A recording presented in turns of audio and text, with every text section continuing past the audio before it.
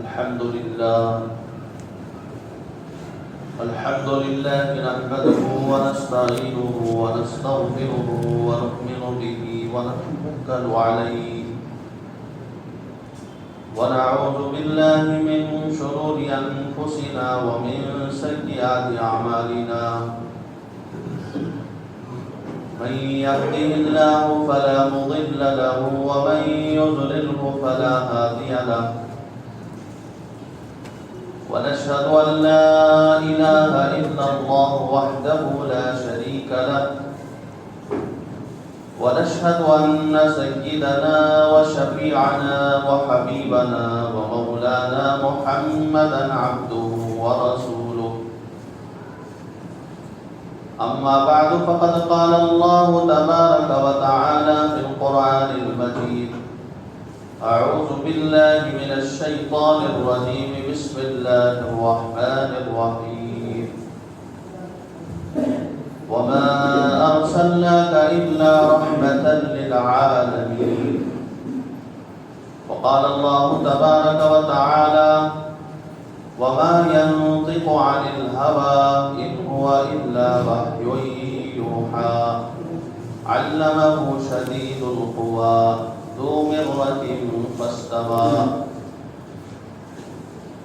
وقال الله تبارك وتعالى إن شانئك هو الأبتر صدق الله العظيم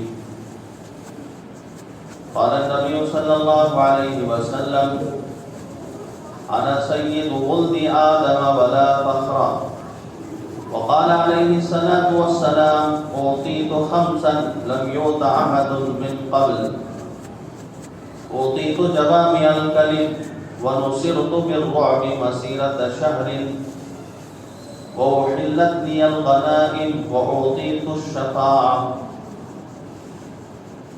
أو كما قال رسول الله صلى الله عليه وسلم محترم بزرگوں، عزیزوں، دوستوں،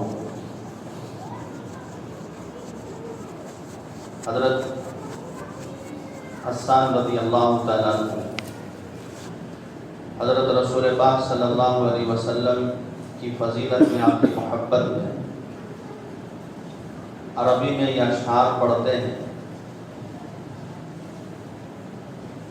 وَأَحْسَنَ مِنْكَ لَمْ تَرَ قَطُّ عَيْنِي وَأَجْمَلَ مِنْكَ لَمْ تَلِدِ النِّسَاءُ خُلِقْتَ مُبَرَّأً مِنْ كُلِّ عَيْبٍ كَأَنَّكَ قَدْ خُلِقْتَ كَمَا تَشَاءُ وَأَحْسَنَ مِنْكَ لَمْ تَرَ قَطُّ عَيْنِي۔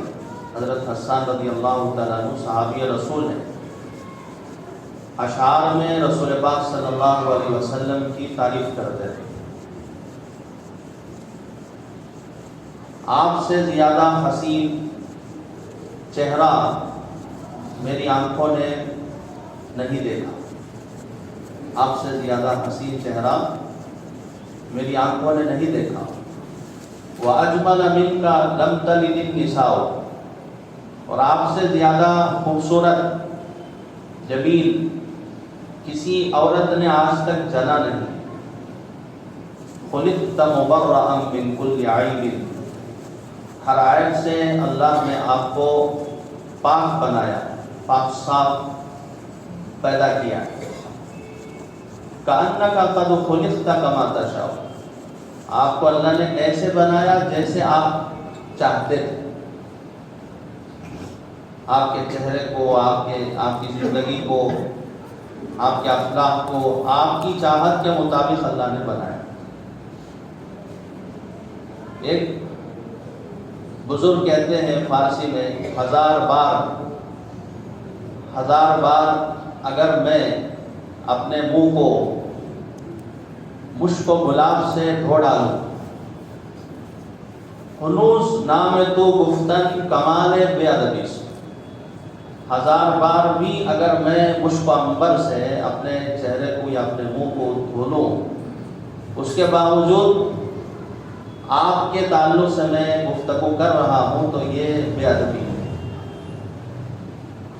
تو کمالات نبویہ صلی اللہ علیہ وسلم آپ کا جمال، آپ کا کمال، آپ کے اخلاق، آپ کا حسب نسب، آپ کا خاندان اللہ نے اعلیٰ سے اعلیٰ ترین بنایا، خاندان کے اعتبار سے، ماں باپ کے اعتبار سے اور آپ کے اخلاق کے اعتبار سے۔ جیسے میں نے گزشتہ مرتبہ کہا، آپ صلی اللہ علیہ وسلم نبوت ملنے سے پہلے امانت داری اور سچائی اور اپنے اخلاق اور اپنے کردار کے ذریعے سے لوگوں کو دین اسلام کی طرف، دین حق کی طرف بلاتے تھے۔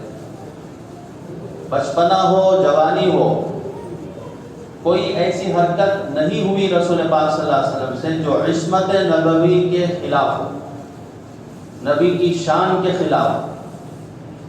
دشمنان اسلام ہزار بکواس کرے اور کر رہے ہیں، کرتے رہیں گے۔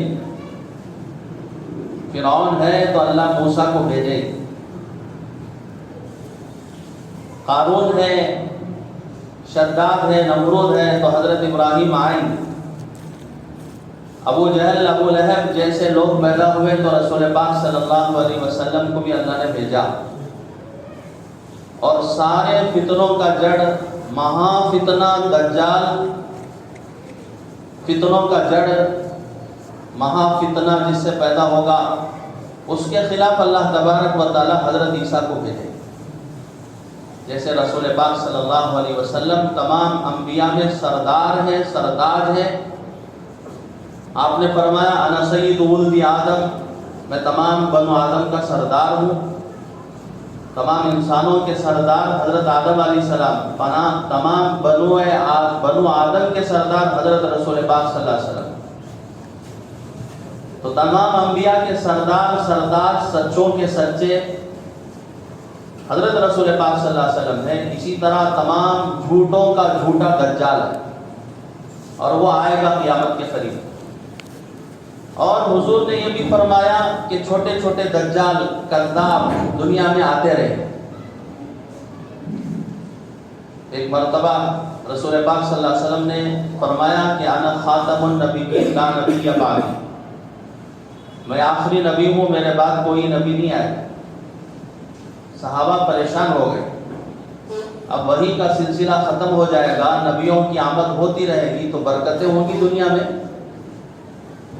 نبیوں کی آمد، انبیاء کی آمد دنیا میں ہوتی رہے گی تو پھر رحمتوں کا سلسلہ ہوگا، وحی کا سلسلہ ہوگا، فرشتوں کا نزول ہوگا، معجزے ہوں گے۔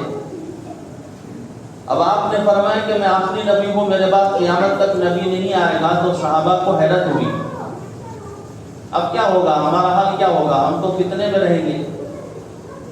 حضور صلی اللہ علیہ وسلم نے صحابہ کو تسلی دی، یوں اللہ تعالیٰ اپنے بندوں کو نہیں چھوڑیں گے، یوں اللہ تبارک و تعالیٰ امت محمدیہ کو بے یار و مددگار نہیں چھوڑیں گے۔ رات ہے تو جس طرح دن ہے، رات کا اندھیرا چاہے جتنا ہو، اللہ سورج طلوع کر کے اس کی ظلمت کو، اس کی تاریکی کو ختم کر دیتے ہیں۔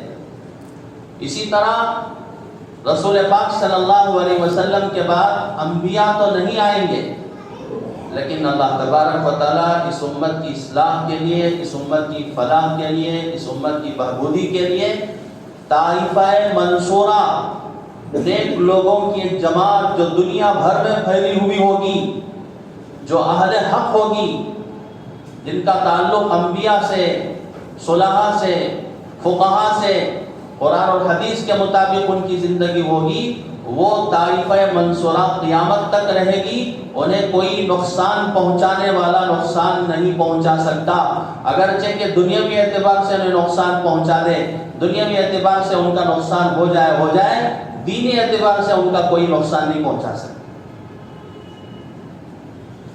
پوری دنیا میں پھیل کر رہے، ایک انتقال ہو جائے تو دوسرے کو اللہ تبارک و تعالیٰ پیدا کر دیں۔ اس لیے صحابہ سے کہا کہ مایوسی کی ضرورت نہیں، تجدید کا کام دین کے اندر ہوتا رہے گا۔ حضرت مجدد الفسانی رحمت اللہ علیہ، جو ہندوستان میں اللہ تبارک و تعالیٰ نے پیدا کیا، اکبر بادشاہ، مغل خاندان کا جو اکبر بادشاہ ہے، اس نے ایک نیا دین الہی شروع کیا ہندوستان کے اندر. لوگوں نے اسے اتنا بڑھاوا دے دیا اکبر کو، وہ کہتا تھا کہ میں ہی بادشاہ ہوں، میں ہی خدا ہوں. اب اللہ اس کے رسول کا دین نہیں چلے گا، میرا دین چلے گا. اللہ تبارک و تعالیٰ نے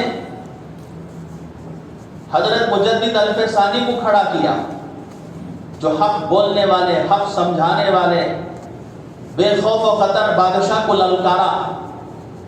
ان کے پاس کوئی ساز و سامان دنیا کا نہیں، اکیلے تنہا لیکن اللہ کی مدد شامل حال. دین الہی کے خلاف جب حضرت مجدد الف ثانی نے آواز اٹھایا تو طرح طرح کی تکلیفیں انہیں دی گئی.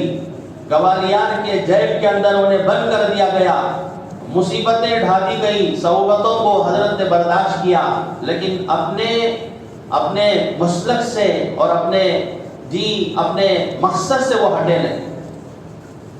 صرف زبان سے کہہ دیتے کہ ٹھیک ہے بادشاہ جو کر رہے ہیں وہی ٹھیک ہے، ہاں میں ہاں ملا دیتے، تو حضرت کو جیل کی صحبتیں برداشت کرنی نہیں پڑتی.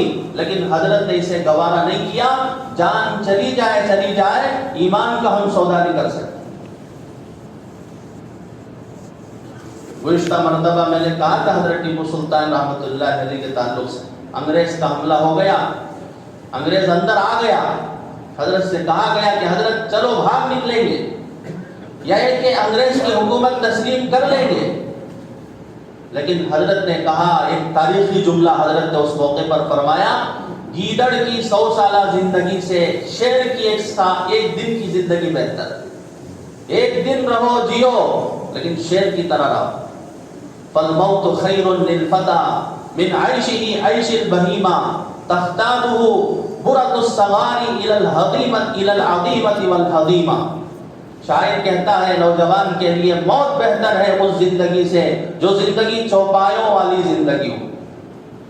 چوپایوں والوں زندگی سے بہتر کہ مر جائے بہتر ہے. تو الغرض فتنے آتے رہیں گے، طرح طرح کے لوگ اس دنیا کے اندر پیدا ہوتے رہیں گے. کابل میں صرف گھوڑے نہیں ملیں گے، آپ کو گدھے بھی ملیں گے. اس دنیا کے اندر شرارت قسم کے لوگ، فرعون جیسے لوگ، حامان جیسے لوگ، ابو جہل جیسے لوگ آتے رہیں گے.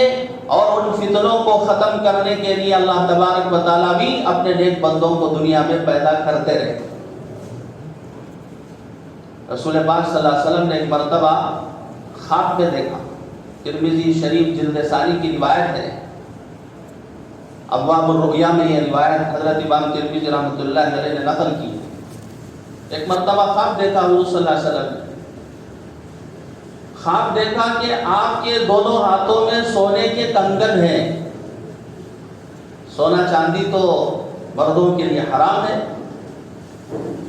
اور انگوٹھیاں بھی مرد حضرات پہنتے ہیں. اس کی مقدار ہے کتنا پہننا چاہیے. بعض لوگوں کو ہم نے دیکھا 10 انگوٹھی ڈال لیتے ہیں اپنے ہاتھوں کے اندر. انگوٹھی پہننا ہے ٹھیک ہے، لیکن اس کی مقدار ہے کتنے مسقال پہن سکتے ہیں. بے ضرورت 5 انگلیوں میں 10 انگلیوں میں انگوٹھی، یہ درست نہیں ہے. تو حضرت رسول پاک صلی اللہ علیہ وسلم نے خواب میں دیکھا کہ آپ کے دونوں ہاتھوں میں سونے کے کنگن. تو آپ کو اس کی وجہ سے خواب ہی کے اندر پریشانی ہوئی. حضرت رسول پاک صلی اللہ علیہ وسلم نے فرمایا، میں نے دیکھا کہ اپنے دونوں ہاتھوں میں سونے کے کنگن ہیں، اور سونے کے کنگن کی وجہ سے ہاتھوں کی حرکت بند ہے، جبکہ ہاتھوں کا کام کمانا، حرکت کرنا ہے. تو خواب ہی کے اندر مجھے اشارہ کیا گیا، مجھے وحی بھیجی گئی کہ آپ اپنے زبان سے پھونک مارو. میں نے اپنی زبان سے جو پھونک مارا، اس پھونک کی برکت سے وہ 2 سونے کے کنگن دھوئے کی طرح اوپر ہو گئے، ختم ہو گئے. حضرت رسول پاک صلی اللہ علیہ وسلم خواب کی تعبیر بتاتے. خواب کی تعبیر ہوتی ہے، حدیث میں ہے کہ خواب ہر ایک سے مت ذکر کرو. لبیبن او حبیبن، 2 شخصوں سے اپنے خواب کی تعبیر بیان کرو. یا تو تمہارا دوست ہو دشمن سے کبھی بھی خواب کی تعبیر مت پوچھنا، آپ اپنے دوست سے خواب کی تعبیر پوچھیں، یا ایک کہ سمجھدار ہو، لبیب سمجھدار سے جو ہے خواب کی تعبیر پوچھو۔ خواب کی حقیقت ہوتی ہے، خواب کی حقیقت ہوتی ہے۔ حضرت رسول پاک صلی اللہ علیہ وسلم کو خواب ہی کے اندر یہ بتایا گیا کہ آپ اپنی زبان اطہر سے پھونک مارو تو وہ 2 سونے کے کنگن ختم ہو جائیں گے۔ وہ 2 سونے کے کنگن ختم ہو گئے، اس سے کیا مراد ہے، اس کی کیا تعبیر ہے؟ محدثین لکھتے ہیں اس سے 2 جھوٹے جو نبی حضور صلی اللہ علیہ وسلم کے زمانے میں پیدا ہو گئے تھے وہ مراد تھے۔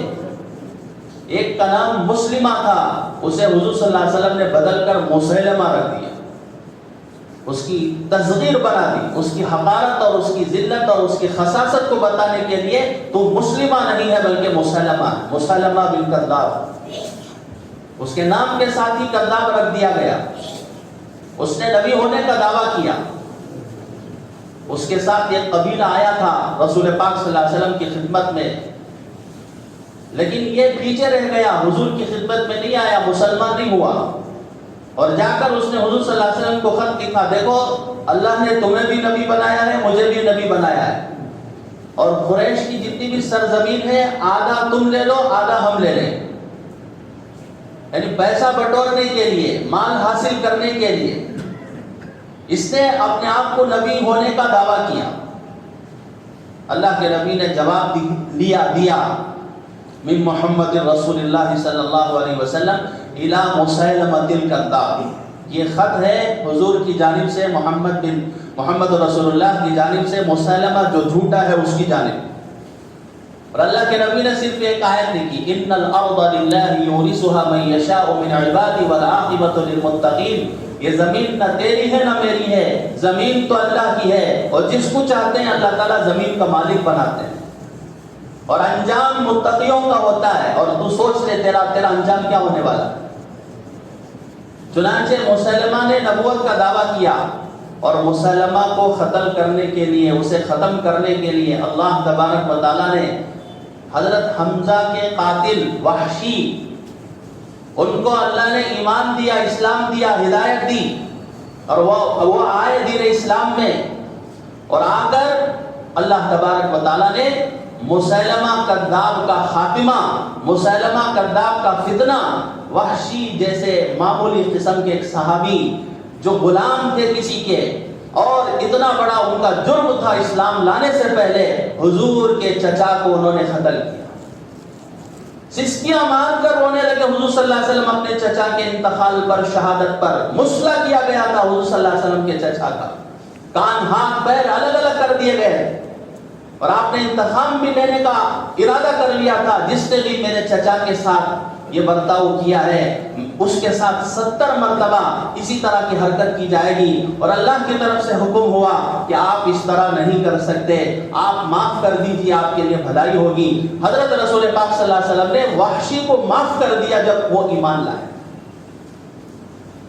اسلام قبول کیا، تو حضرت وحشی کو اللہ کے نبی نے معاف کر دیا۔ اب بتائیے اس واقعے کو سن کر کون میں کا لال یہ کہہ سکتا ہے کہ اسلام جو پھیلا ہے وہ تلوار کی زد میں پھیلا ہے؟ ارے تلوار کی نوک سے کیا وحشی کو تم مسلمان بنا سکتے تھے؟ تلوار کی نوک سے کیا عمر بن خطاب کو تم مسلمان بنا سکتے تھے؟ تلوار کی نوک سے خالد بن ولید جیسے بہادر کو اسلام مسلمان بنا سکتے تھے؟ قریش ایسی قوم تھی، عرب ایسی قوم تھی جو لڑاکو تھی، وہ دب کر کسی سے صلح کرنے والی نہیں تھی، ان میں اسلام آیا، وہ مسلمان بنے، تو کیسے مسلمان بنے؟ کیا دب کر مسلمان بنے یا تلوار کی زور پر مسلمان بنے؟ بڑے بڑے بہادر ہیں خالد بن ولید، عمر بن خطاب، اکرمہ ابو جہل کے بیٹے، ابو سفیان، وہ تو سردار تھے جن کی وجہ سے جنگ بدر واقع ہوئی۔ کیسے کیسے سورما قسم کے لوگ تھے جو غلاف کعبہ پکڑ کر کہتے تھے ہم مر جائیں گے، کٹ جائیں گے، اسلام قبول نہیں کریں گے۔ اللہ نے ان کے دلوں کے اندر اسلام کی خوبیاں اور ہدایت کے فیصلے رکھ دیے، جس کی بنیاد پر وہ خود سے ایمان لائے، کسی کے زور سے، کسی کے تلوار سے مسلمان نہیں بنے۔ آج یہ پروپیگنڈا چلایا جا رہا ہے کہ اسلام جو پھیلا ہے ان کا وہ تلوار سے پھیلا ہے. ارے تلوار سے پھیلتا تو مغل خاندان 600 سال یا 800 سال انہوں نے حکومت کی ہندوستان کے اندر. ان کی حکومت مسلمانوں کی حکومت ہے. تلوار کی زد میں تھے سب کے سب رعایا ان کے 10 نگر تھے تو وہ سب کو مسلمان کر دیتے. آج 20% نہیں 80% ہماری تعداد ہونی چاہیے. تو ہندوستان کے اندر 20 سے یا کم و بیش ہماری تعداد ہے 100 میں سے. تو جو 800 سال 700 سال جنہوں نے حکومت کی ہے اگر وہ تلوار چلاتے تو سب کے سب مسلمان ہوتے, ہندو کوئی نہیں ہوتا. لا اکراہ فی الدین, دین کے اندر کوئی زبردستی نہیں ہے. ایک قیدی کو مسجد نبوی میں باندھ دیا گیا, قیدی تھا. اس نے حضور صلی اللہ علیہ وسلم کے صحابہ کے اخلاق کو دیکھا. شب و روز مسجد کے اندر باندھنے کا یہی مقصد ہے. آپ صلی اللہ علیہ وسلم جب بھی نماز کو آتے اس سے کہتے کہ بھئی اسلام کے تعلق سے تیرا کیا خیال ہے, سمجھاتے؟ تو وہ کہتا کہ نہیں, بالکل نہیں, ارادہ نہیں ہے, چھوڑ دیتے آپ صلی اللہ علیہ وسلم. دوسرے دن سمجھایا کیا خیال ہے اسلام کے تعلق سے, ابھی ارادہ انہوں نے ظاہر نہیں کیا. تیسرے دن کہا کہ کیا ارادہ ہے, تو اس نے کہا کہ نہیں ارادہ کچھ نہیں. حضور صلی اللہ علیہ وسلم نے صحابہ سے کہا کہ اس قیدی کو چھوڑ دو, اس کی رسیاں نکال دو. جب رسی نکال دی گئی وہ جو ہے قید سے آزاد ہو گیا. اب آ کر حضور صلی اللہ علیہ وسلم سے کہہ رہا ہے اللہ کے نبی ہاتھ بڑھائیے, میں اسلام قبول کرنا چاہتا ہوں, میں کلمہ پڑھنا چاہتا ہوں.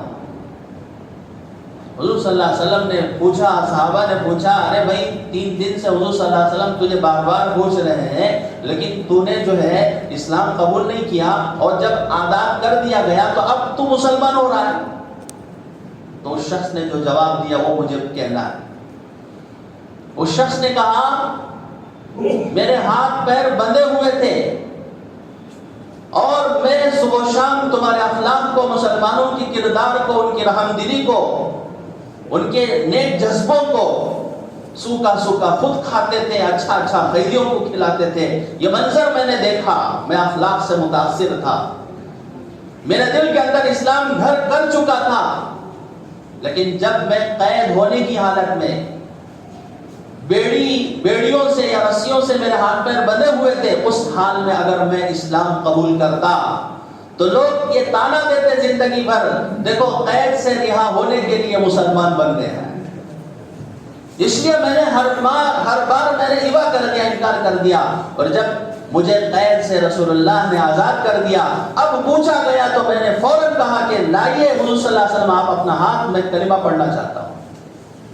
اس غلام کے دل کے اندر کس نے بٹھایا, یہ کون سی تلوار اس پر چلی جس کی وجہ سے مجبور ہو کر مسلمان بنا؟ یہ اخلاق تھے, یہ اسلام کا حسن تھا, یہ اسلام کا جمال تھا, یہ اسلام کے اخلاق تھے, معاملات تھے, ان کی معاشرت تھی. تو میرے دوستو یہ پروپیگنڈا دنیا کے اندر چلایا جا رہا ہے. کچھ خبیثوں کو پیسہ دے کر خریدا جاتا ہے اور ان سے بلوایا جاتا ہے اور ان کی پشت پناہی کی جاتی ہے اور ان کا سپورٹ کیا جاتا ہے, اور وہ اپنا نام مسلمان بنا کر سارے ان کے کفر کے خباثت کے پروپیگنڈے پورے کرتے ہیں اور مسلمانوں کو آپس میں, برادران وطن کو آپس میں لڑانے کی کوشش کرتے ہیں. اللہ بڑے ہیں, کیسے کیسے سرمائے اس دنیا کے اندر آئے, کیسے کیسوں کو اللہ نے کیسے کردار تک پہنچا دیا. ہم بس اللہ سے یہی کہیں گے ایسے خبیثوں کو عبرت ناک یا اللہ کو سزا دینا. یہ معمولی موت نہ مرے, آنے والوں کو عبرت کا انجام ہو. ان کی موت ایسی ہو اگر ان کے ہم میں ہدایت نہیں ہے. جو نبی کی شان میں گستاخی کرتا ہے, جو اسلام کے خلاف طرح طرح کی بکواس کرتا ہے, جو یہ کہتا ہے کہ میرے مرنے کے بعد ہندو سماج کے مطابق میری رسم پوری کی جائے, مسلمانوں کے قبرستان میں مجھے دفن نہ کیا جائے. آپ جانتے ہیں اس کا نام کیا ہے, میں نام بھی لینا نہیں چاہتا. دعاؤں میں دعائیں کرتے رہیے. اور یہ سب نتیجہ ہوا ہے کہ ہمارا بھی اس کے اندر ہماری بھی کمزوری ہے. ہم نے نبی کریم صلی اللہ علیہ وسلم کی محبت، آپ کے اخلاق، آپ کا کردار، آپ کا چہرہ، آپ کا مزاج ہم نے اپنی زندگی کے اندر ہم نے جگہ نہیں دی. ایک مسلمان ٹرین کے اندر سفر کر رہا تھا. ایک شخص کو دیکھا کہ داڑھی والا ہے، بڑی داڑھی رکھا ہے، بظاہر معلوم ہوتا تھا کہ مسلمان. اس مسلمان کو دیکھ کر وہ داڑھی والا ہنسا. اب یہ قریب جا کر بیٹھ گئے، پوچھے کہ بھئی کیا ہے، کہاں سے ہو، مزاج پوچھنے کے لیے. پتا چلا کہ وہ یہودی ہے. اس کا نام ربی ہے، یہودی ہے، اردن کا رہنے والا، جارڈن کا رہنے والا. اور اس نے کہا کہ میں 5 سال سے اسلام کے متعلق ریسرچ کر رہا ہوں، اسلام کے تعلق سے ریسرچ کر رہا ہوں. کہاں مسلمانوں کی دکھتی رگ ہے. اور میں پیرس کے اندر ریسرچ کر رہا ہوں 5 سال سے تقریباً، اور میں اس نتیجے پر پہنچا ہوں مسلمانوں کے گھروں کو ڈھا دیا جائے، گرا دیا جائے، منہدم کر دیا جائے تو مسلمان برداشت کر لے. دیگر تمام فسادات مسلمانوں کے خلاف کرے، مسلمان برداشت کر لے گا. لیکن مسلمان کبھی یہ برداشت نہیں کرے گا کہ ان کے نبی کے شان میں کوئی گستاخی کرے. ان کی نبضیں پھول جاتی ہے، ان کا خون کا دوران تیز ہو جاتا ہے. اب ہم اس نتیجے پر پہنچے ہیں، اسی طرح مسلمانوں کے دلوں سے ان کی نبی کی محبت نکال دیا جائے تاکہ ہمارے مسئلے آسان ہو جائیں اور ہمارے پلان آسان ہو جائے. جب تک کسی مسلمان کے دل کے اندر نبی کی محبت رہے گی، مسلمان کا ہم کچھ نہیں کر سکتے. مسلمانوں کے دلوں کے اندر نبی کی محبت گویا کہ خون کی طرح، روح کی طرح بسی ہوئی ہے. اور سب سے پہلا کام دنیا کے اندر ہم یہ کر رہے ہیں، ان کے دلوں سے نبی کی محبت نکالنا. آج جو اعتراضات کیے جا رہے ہیں نبی کے متعلق، پیارے آقا حضرت محمد صلی اللہ علیہ وسلم کے متعلق، شاید کہ حضور کے زمانے میں بھی اس طرح کے اعتراضات نہ کیے گئے ہو. خبیث لعین قسم کا آدمی وہ کہتا ہے کہ 25 سال کے نوجوان حضرت محمد صلی اللہ علیہ وسلم اور ان کا نکاح ہوتا ہے 40 سال کی خاتون خدیجہ سے. محض اپنے سے بڑی عورت سے نکاح یہ نوجوان اس لیے کرتا ہے کہ مال کی محبت ہے، مال کی لالچ. نعوذ باللہ من ذالک. ارے مال کی لالچ ہوتی، مال کی محبت ہوتی تو سرداران قریش نے پیش کیا مال کو، پیسوں کو، دولت کو. قریش آ کر کہنے لگے حضور صلی اللہ علیہ وسلم سے، اگر آپ سرداری چاہتے ہیں تو آپ کو ہم سردار بنا دیں گے. اگر آپ کو پیسہ چاہیے تو پیسہ دولت ہمارے سے لے لیجئے. اگر آپ کو لڑکیوں کی ضرورت ہے تو ہماری جوان لڑکیاں ہیں، ان سے ہم شادی کروا دیں گے. لیکن ہمارے بتوں کو برا بھلا کہنا چھوڑ دو، اور تم جو مشن لے کے آئے ہو دعوت کی، توحید کی، اسے چھوڑ دو. حضور صلی اللہ علیہ وسلم نے اس موقع پر فرمایا، ایک ہاتھ میں چاند رکھ دو، دوسرے ہاتھ میں سورج رکھ دو. یہ کیوں فرمایا؟ یہ ناممکن سی بات ہے کہ سورج نکال کر ہاتھ میں رکھ دو، چاند نکال کر ہاتھ میں رکھ دو. یہ امر محال ہے. یہ کام بھی تم کر لو تب بھی میں اپنے مقصد سے ہٹنے والا نہیں. کیا آپ محض پیسوں کی بنیاد پر حضرت خدیجہ سے نکاح کیا؟ نعوذ باللہ. یا آپ صلی اللہ علیہ وسلم نعوذ باللہ عورتوں کے لالچی تھے اس لیے جو ہے 11 نکاح کیے؟ مسلمان کو معلوم ہونا چاہیے کہ حضور 11 بیویوں سے نکاح کیوں کیا. آپ کی وفات کے موقع پر 9 بیویاں آپ کے نکاح میں کیوں تھی؟ اتنی کثیر مقدار میں عورتوں سے نکاح کرنے کا مقصد کیا ہے؟ کیا حب جاہ ہے، حب طلب ہے، یا نفس پرستی ہے؟ اگر کوئی ہم سے پوچھے تو خاموش رہ جائیں گے، جواب نہیں دے سکے. کہاں ہے وقت؟ اخبار پڑھنے کے لیے وقت ہے، نبی کی زندگی پڑھنے کے لیے مسلمان کے لیے وقت نہیں. آئی ایم بزی، میں تو بزی ہوں. جس نبی کے صدقے میں پل رہا ہوں، جس نبی کے صدقے میں میری نجات ہونے والی ہے، جس نبی کے صدقے میں میری شفاعت ہونے والی ہے، جس نبی کے صدقے میں امت محمدیہ میں پیدا ہوا، اس نبی کی زندگی کو پڑھنے کے لیے میرے پاس وقت نہیں ہے. نہ میرا چہرہ محمدی ہے، نہ میری زندگی محمدی ہے، نہ میری بیٹی کے اندر فاطمہ کے صفات ہیں، نہ میری بیوی کے اندر عائشہ خدیجہ کے صفات ہیں. کس زبان سے میں کہتا ہوں کہ میں امت محمدیہ میں سے ہوں, میں نبی کا عاشق ہوں, میں نبی سے محبت کرتا ہوں؟ کس زبان سے میں کہہ رہا ہوں؟ کیا دکھاؤں گا منہ چہرہ رسول پاک صلی اللہ علیہ وسلم؟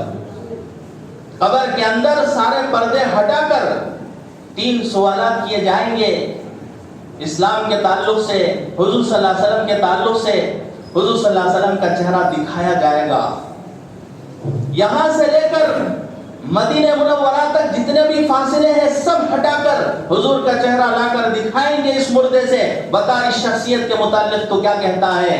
اگر حضور والی زندگی ہے تو بتائے گا ھذا محمد نبینا صلی اللہ علیہ وسلم, یہ تو حضور صلی اللہ علیہ وسلم ہے جن کے مطابق میں زندگی گزار کر آیا ہوں. اگر میرے دوستوں انگریزوں کے طریقے پسند تھے, انگریزوں کے چہرے پسند تھے, دشمنان اسلام کی طریقے پسند تھے, حضور کا چہرہ دیکھ کر کہے گا ہاں ہاں لا ادری, میں نہیں جانتا یہ کون شخصیت, میں نہیں جانتا یہ کون شخصیت.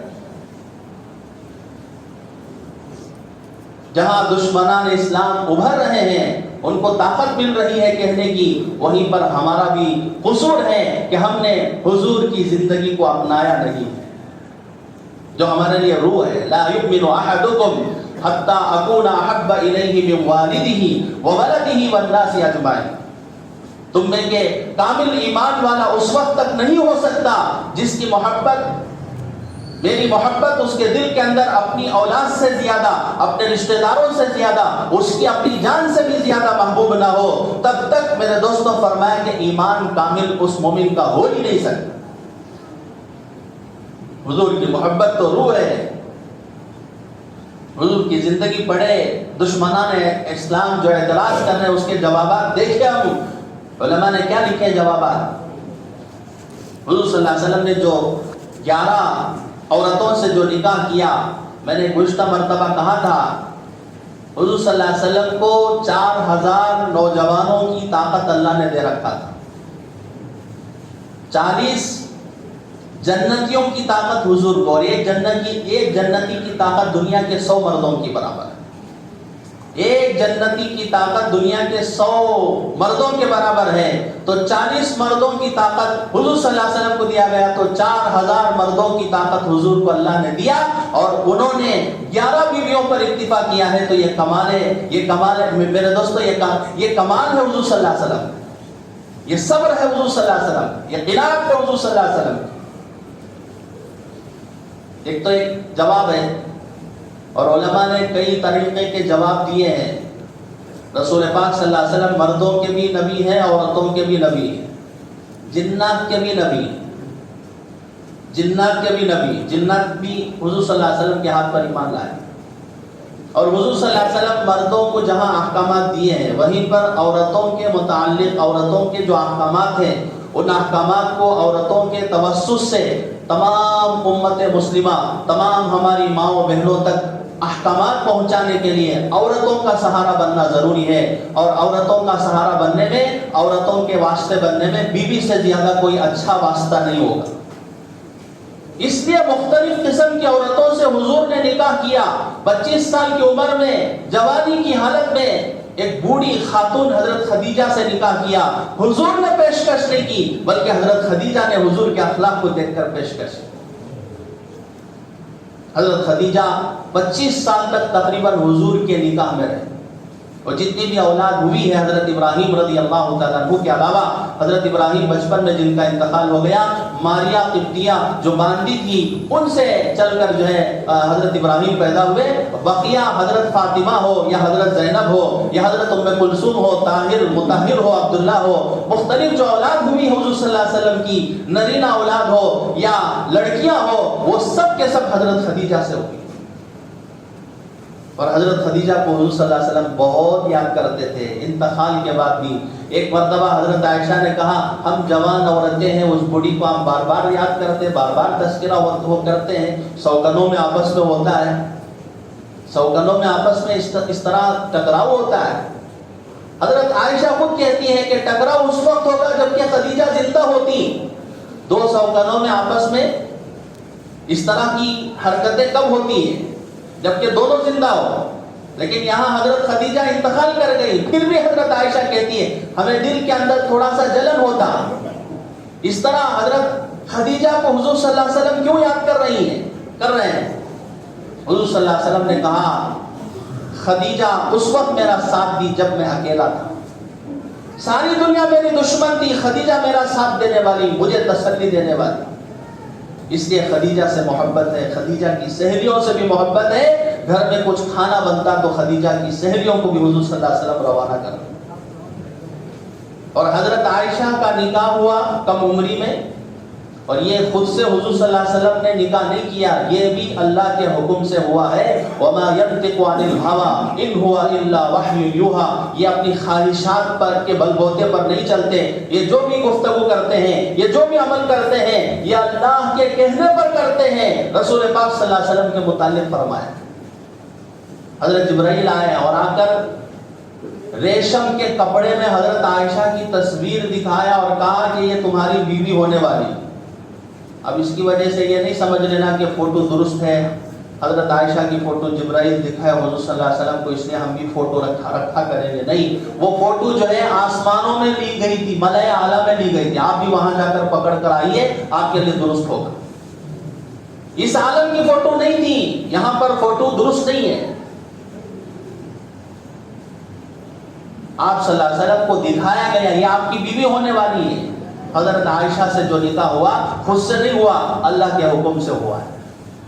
18 سال کی عمر تھی حضرت عائشہ کی، حضور صلی اللہ علیہ وسلم کا وصال ہوا. اس کے بعد 45 سال سے زیادہ حضرت عائشہ زندہ رہی. تقریباً 60 پر 6 سال کی عمر میں، حضرت عائشہ کی عمر انتقال کے موقع پر 60 پر 6 تھی، تقریباً 60 پر 6 سال کی عمر میں حضرت عائشہ کا انتقال ہوا. تقریباً 40 یا 45 سال میں حضرت عائشہ نے اشاعت حدیث کا کام کیا، دین کی نشر و اشاعت میں لگی رہی.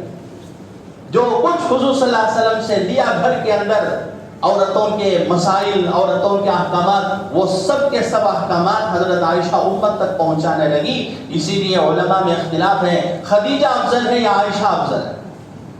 بعض کہتے ہیں خدیجہ افضل ہے اس لیے کہ خدیجہ کو اللہ کا سلام آتا تھا. بعض کہتے ہیں کہ نہیں، عائشہ افضل ہے اس لیے کہ عائشہ کی فضیلت میں 10 آیتیں قرآن مجید میں ہے، اور کسی کے لحاظ میں وحی نہیں اترتی تھی، کسی کے لحاظ میں وحی کا نزول نہیں ہوتا تھا سوائے عائشہ کے لحاظ میں. حضرت رسول پاک صلی اللہ علیہ وسلم عائشہ کے ساتھ لحاظ میں ہوتے، اس حالت میں حضرت جبرائیل وحی لے کر آتے.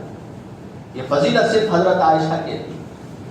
تو پھر علماء نے یہ کہا دیکھو ہر ایک کا مرتبہ الگ الگ ہے، ہر ایک کا لحاظ الگ الگ کرنا پڑے گا. جیسے اختلاف ہے سب سے پہلے مسلمان کون بنے، حضرت صدیق اکبر بنے یا حضرت خدیجہ بنے یا حضرت علی بنے یا حضرت زید بنے، اختلاف ہے. بعض کہتے ہیں کہ حضرت خدیجہ، بعض کہتے ہیں کہ حضرت صدیق اکبر. حضرت امام ابو حنیفہ رحمۃ اللہ علیہ نے فرمایا یہ چکر چھوڑو، یہ کہو مردوں میں سب سے افضل، سب سے پہلے اسلام لانے والے حضرت صدیق اکبر ہیں، اور عورتوں میں سب سے افضل، سب سے پہلے ایمان لانے والی حضرت خدیجہ ہے. بچوں میں سب سے پہلے ایمان لانے والے حضرت علی ہیں. غلاموں میں سب سے پہلے ایمان لانے والے حضرت زید بن حارثہ، حضرت اسامہ بن حضرت زید ہے جن کے لڑکے حضرت اسامہ ہیں. تو میرے دوستو، اللہ کے نبی نے مختلف قسم کی عورتوں سے جو نکاح کیا، میں کبھی بتاؤں گا آپ کو وقت ملنے پر، اس وقت نہیں ہے. بس آپ نے مختلف قسم کی عورتوں سے جو نکاح کیا ہے تاکہ عورتوں کے جو احکامات ہیں ان احکامات کو ان بیویوں کے توسط سے امت تک پہنچے. بہت سارے احکامات ہیں عورتوں کے، ان کے نمازوں کے، ان کے مسلوں کے، ان کی طہارت کے، ان کے حیض و نفاس کے، ان کے ولادت کے. اب یہ ڈائریکٹ مردوں سے نہیں کہا جا سکتا، عورتوں کے ذریعے سے پہنچا سکتے ہیں. اب اگر عورتوں کے تعلق سے حضور کہتے بغیر نکاح کیے ہوئے تو لوگ یہ اعتراض کرتے کہ انہوں نے کسی سے نکاح کیا نہیں ہے، ان کی کوئی بیوی ہے نہیں ہے، تو پھر ان کو کیا حق بنتا ہے عورتوں کے تعلق سے کہنے کے لیے؟ اس لیے اللہ نے عورتوں سے حضور کا نکاح کروایا، اور کروا کر معترضین کی زبان کو تالا لگا دیا. آپ یہ اعتراض نہیں کر سکتے، اس لیے کہ اللہ کے نبی بھی 1 نہیں 2 نہیں 11 بیویوں سے نکاح کیا. اور وہ حضرت عائشہ کے علاوہ تمام بیویاں کون تھیں؟ جوان تھیں. ارے بولیے، حضرت عائشہ کے علاوہ تمام بیویاں کیسی تھی؟ جوان تھی یا عمر رسیدہ تھی؟ مطلقہ تھی؟ سب کی سب مطلقہ تھی، الا یہ کہ حضرت عائشہ جوان تھی۔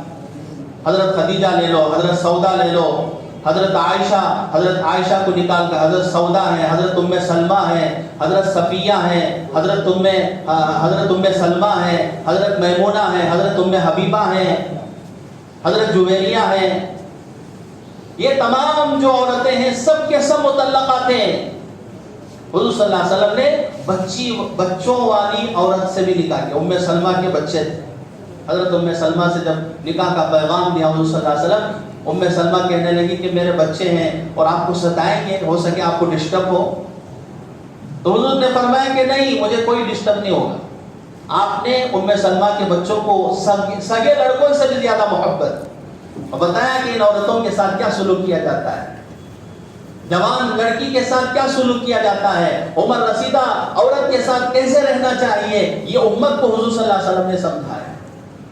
تو میرے دوستوں، میں کہہ رہا تھا، خواب میں رسول پاک صلی اللہ علیہ وسلم نے 2 کنگن دیکھے اپنے ہاتھوں میں، اور آپ نے اپنے پھونک سے اس کنگن کو ختم کر دیا۔ وہ کنگن جو ہے دھواں کی شکل میں خاکی میں ختم ہو گئے، اور حضور نے اس کی تعبیر فرمائی۔ وہ 2 کنگن کون تھے؟ ایک تو مسیلمہ کذاب تھا، دوسرا اسود عنسی تھا، جس کا خاتمہ حضرت فیروز دہلوی رضی اللہ تعالیٰ عنہ نے حضور صلی اللہ علیہ وسلم کی زندگی ہی میں کیا۔ مسیلمہ کا خاتمہ تو حضور کی وفات کے بعد ہوا، اور اسود عنسی کا جو قصہ ختم ہوا حضور کی زندگی ہی میں ختم ہوا۔ اور حضور نے فرمایا یہ 2 کنگن جو تھے، یہ جو ہے مسیلمہ کذاب اور اسود عنسی تھے، جو نبوت کا دعویٰ کر رہے تھے، امت کے لیے بڑے فتنے بنے ہوئے تھے، اور ان کو ختم کرنے کے لیے کسی کی طاقت کی ضرورت نہیں، بس خون کی ضرورت۔ اس لیے جتنے بھی فتنے ابھر کے آ رہے ہیں، اس میں زیادہ جد و جہد کرنے کی ضرورت نہیں، اللہ ختم کر دے گی۔ بس ہماری شریعت کے مطابق زندگی ہو جائے، اللہ سے دعائیں کرتے رہے، اور پھر جو ہو سکے حضور صلی اللہ علیہ وسلم کی سیرت کے متعلق جو کتابیں ہیں انگریزی میں بھی یا کنڑا میں بھی، جس زبان میں، اس کو لے کر آپ اپنے برادران وطن کو دیجئے، تاکہ حقیقت معلوم ہو جائے۔ اصلی دودھ بازار میں آ جائے تو نقلی دودھ ختم ہو جائے گا خود بخود، سورج آ جائے گا تو رات کی تاریکی خود بخود ختم ہو جائے گی، شور مچانے کی ضرورت نہیں ہے۔ اس لیے بزرگ دوستو، ہم خاص طور پر دعاؤں کا اہتمام کریں، اور ساتھ ساتھ جو ہے نمازوں کا اہتمام کریں۔ ہم فتنوں کے زمانے میں پل رہے ہیں، اور مایوسی کی بھی ضرورت نہیں ہے۔ جیسے میں نے کہا، اللہ تعالیٰ نیک بندوں کو دنیا میں قیامت تک پیدا ہوتے رہیں گے، اور ان تمام نیک بندوں کی سربراہی آخر میں حضرت امام مہدی کریں گے، اور حضرت مہدی کو حضور صلی اللہ علیہ وسلم کو ساتھ دینے کے لیے حضرت عیسیٰ کا بھی نزول ہوگا، اور حضرت عیسیٰ علیہ السلام دنیا میں آئیں گے، اور انہی کی حکومت ہوگی، اور جتنا بھی کفر اور شرک، صلیب، خنزیر، شراب، سب ٹیکس سب ختم ہو جائے گا، عدل و انصاف کی حکومت ہوگی۔ یہ ہمارے نبی کا فرمان ہے، اس میں ہمارا ایمان ہے اور ہمارا عقیدہ ہے۔ اللہ سے دعا کرے اللہ تعالیٰ ہمیں عمل کرنے کی توفیق عطا فرمائے۔ وآخر دعوانا الحمدللہ۔